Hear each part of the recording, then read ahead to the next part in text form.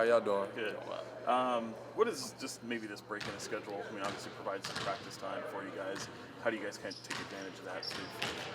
I mean, we just using it as opportunities to get better. I think that's what only thing you can do, using these practice days to fine tune the things that you got to get better at as a team and address those issues, that we have and why we're not winning games. So I think these last 2 days have been good for us to work on some things, especially defensively, that we can get better at. Doug's kind of harped a little bit on the little things and maybe seeing little progressions.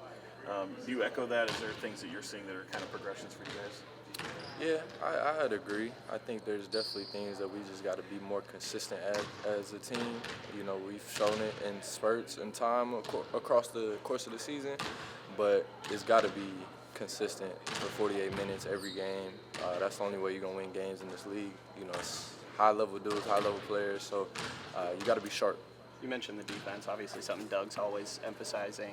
Yep. When you guys are playing your best defense, what do you feel like are what you guys are accomplishing out there? I think it's just having your teammates back, like knowing that you can press up on a dude because when you get beat, your teammate's going to be there to help you, and then the rotations are based off of that. It's a whole thing that you got to have as a group. It's a collective effort team defensively. And I feel like when we've done that at times, like we've played good defense, made teams take tougher shots that they don't want to take, and that's how you play good defense in my opinion. Doug said he had a conversation with you maybe a week or two ago about being more aggressive. When you're on a team with all the scorers that you guys have, the prestige, what is it like mentally for you to try and embrace that? Yeah, it's good that they have that belief in me. It definitely means a lot, and I want to definitely find my times to be aggressive within the offense. I'm a player that plays the right way. I want to win games and find ways to win games, and whether that's me making plays, help my teammates get better looks, whatever the case may be, I do got to be more aggressive in that sense, taking shots when I'm open. It's not forcing the issue, it's just, when I do get my opportunities, being aggressive to whether make a play for my teammate, take a shot, or just make the right decision. Is that in the back of your mind ever? Like, maybe beforehand, before coming to the NBA, you might just gravitate to just doing the open shot like you mentioned, but now you're here, do you have to think about, is this the right shot for me? I'll say a little bit. I'm trying to take the right shot for the team. You got to base it off of, the flow of the game, what we need at that time and point in the game. But when I work on my game so much, it's like I got to take shots when I'm open, when I get those opportunities, especially right now, I'm not shooting as well. I'm getting opportunities to shoot the ball when I get closeouts or guys go to double tomorrow, stuff like that. So I got to be ready to shoot. And then if somebody runs hard on me, I got to drive a closeout, make a play. But I know how to play the game. I just got to be more decisive when I do get those decisions. What kind of resources is Keegan for you? I mean, I see you guys kind of around each other quite a bit. He talks Keegan? about it, yeah. Yeah, he's a good dude to just learn from. He was in my position a couple years ago, and just talking to him about some adjustments that he's made over the course of his 3 or 4 years in the NBA. And so, great guy to learn from. He's about the right things. He just wants to win, play super hard, especially on defense, and, can score at 3 levels. So, definitely a guy that I like being around and brings a good vibe to the team every single day. Who won that little shooting contest between you and Max?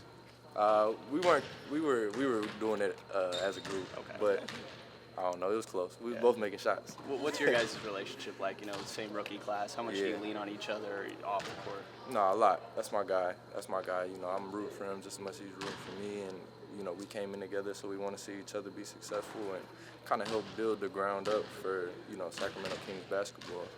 I think it's good to have a guy with you going through the same process, being a rookie and learning and trying to adjust within the flow of what we're going through. So it's been great to have Max. You got Portland coming up on the schedule back-to-back. What stands out about their style of play? They're playing really good basketball. They got a talented group of young guys that play super hard, offense and defense. So, we got to be ready to go. You can't sleep on any team. We played them in the preseason. They beat us. So it's going to be a good opportunity for us. We got to get back to winning some games, so that's our goal, is to go down there and win a game. What was yesterday like for you to off the court and have kind of that moment with those kids? Yeah, I did a little foundation give back and adopted 5 families. It was a really cool opportunity just for the holidays to be able to give back and the smiles on the kids' faces just brought a light to my day, seeing how happy they were, and seeing families that were maybe less fortunate this time of the year. This is the time to show love and give back to people. So it was a super cool opportunity to give gifts to those families and have them get a nice little meal and dinner. Thanks, everyone. Appreciate No you. doubt. Thank Appreciate you. y'all.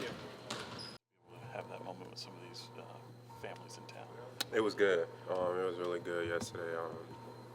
I didn't really know how it was gonna go. Kind of like just walking in, and then got there. It was really, really nice. Can't remember last time I went grocery shopping, so that was fun. Yeah, just getting to be in there and like helping families pick out things. Felt really good. It was really good. It's like part of life, giving back, and just helping people a lot. Because a lot of times we could get lost in things, especially like in the NBA, the glamour of things, and not realizing, of course you want to win games, but win losses, but there's people out there that's really going through real life issues, So I was one of those people, so that really hit home for me. Yeah, well said. Just how do you look at it this week right now? I mean, there's a little break in action, some much needed practice time for you guys. Yeah. How do you take advantage of it? I think it's been good. We've been able to get in some action the past couple of days and just go over what we need to do. Recuperate here and just get our minds ready. Moving forward. I think it's been really, really helpful. Not having been here for training camp, you're kind of rolling right now. Is that, you feel like, partially a product of just being comfortable and feeling like you have a feel for what's going on and what they want to run? Absolutely. It comes down to my teammates, and I give my teammates a lot of credit. They've definitely put me in position and helped me be in position to be successful. The coaching staff as well has done a great job in bringing me up to speed with things that we're trying to accomplish here, in terms of just getting me comfortable with the system and play style and all that kind of stuff. And then a huge part of it comes with being professional, coming in, being ready to learn, and just absorbing as much as you can, information-wise. Yeah, Doug was really complimenting your ability to set screens, roll hard to the basket. As a big, what's the process like of, you mentioned leaning on your teammates there, like you're doing that a lot with Russ. How much are you communicating with him and the other guards on what they need in those scenarios? Russ is probably the first NBA player I've ever watched consistently. When I was a kid, I was a fan of him and that team in OKC. That was like my favorite team ever. Just watching him over the years, and of course being a huge fan of him, and also understanding the game, just knowing what he's looking for on the floor, things that he likes to do, and taking advantage of that. You know what I mean? And also Dennis is a very unselfish player as well. Just talking to them, understanding how they want to play, and of course watching a ton of film, and just seeing where they want to be when the ball is with them, and telling them where I want the ball, where I prefer the ball, and just providing something that I think this team needs a lot, which is pressure in the paint and pressure around the basket. So, yeah. Does Russ know that about what you meant to him? What he meant to you as a kid? I told him the first game we played against Golden State. After the game, I was like, hey, man, I kind of just said it to him, but I've known Russ for a while, even before here, so we've known each other for some time now. What do you feel is maybe, I don't know if this is a fair question, but just missing ingredient, or maybe what you can kind of chalk up to maybe this poor start, that if only you guys had, maybe it's chemistry, maybe it's leadership, maybe it's another piece, that maybe things would be a lot different? From my understanding, the team hasn't really had a full roster. Right now we have Domas and Zach out of rotation due to injuries, and that takes a huge hit on the team as a whole. And when I first got here, and before that was Keegan. Now Keegan's back, but we still have guys out. So it's just, I think it'll look a lot smoother, a lot easier, and you're able to look at the whole picture when everyone is healthy and say, okay, this is what we can accomplish as a unit, when everybody is available. Excuse me. So, yeah. A lot of your guys' defensive numbers look best when you and Keegan are sharing the floor together. What do you think of what that duo allows you guys to do? Sorry, I didn't hear that. I missed the beginning. When you and Keegan share the floor together, are some of your best defensive moments as a team? Statistically, what do you feel like with that duo really allows you guys to accomplish there? I think switchability and size. I think just the ability to defend the ball without fouling, switch between the both of us, being able to guard multiple positions, from Keegan can guard all 5 positions, same as myself. So that gives you both size and mobility and switchability. So I think that plays a huge role towards our defense when the both of us are on the floor together. We just gotta continue to do what we're doing and maximize that. When the both of us think about ways we could take that to a whole nother level to help the team as a whole and improve on that. Cool. Thanks, Precious. Appreciate you All right, guys. guys. Thank you. Thanks, man. How you doing? I'm doing great. How about yourself? Doing well, sir. Appreciate Good. it. All good, fellas? What have you taken these couple off days to sort of emphasize to the group here? Defense, first and foremost, protect the paint. We got to rebound the basketball at a high level, and then we want to play with more pace. So, once you box out, we get the ball in. We want to get down the floor. But defense. We just got to continue on making steps to develop our shell, build our shell, make sure that we're physical.